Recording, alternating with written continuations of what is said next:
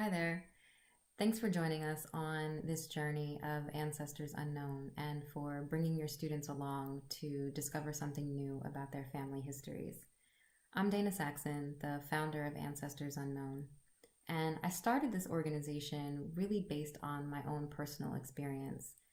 Growing up in the United States, I was always under the impression it would be impossible for me to learn something about my family history. I descend from survivors of slavery, and I was under the impression that because of slavery, our histories had been erased. Our archives would have no names that included my ancestors, and it would be impossible for me to learn something new that wasn't already passed down from my grandparents' generation.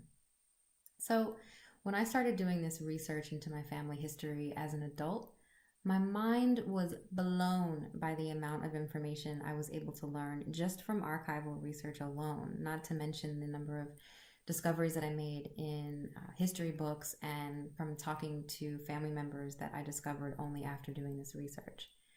So, the idea of being able to take ownership of your family history and being able to really rewrite a historical narrative just by doing research on your own changed my life. And as it was changing my life, I had an awakening that maybe I could also change the lives or positively influence the lives of young people who had similar experiences to me or who similarly thought that they had been erased or their histories were not meant to be uncovered. So our goal is to empower your students by helping them see themselves in their history lessons and see more or broader representation in the lessons that they're learning. And I hope that we'll get feedback from you and your students as we go along of how we can continue to expand the curriculum and engage a broader audience, because our goal is not only to educate, it's also to learn.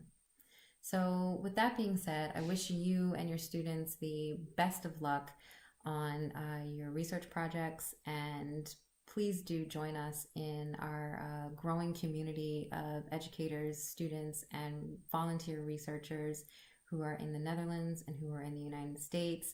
And we're all rooting for your success. So best of luck, and I'll see you in the archives.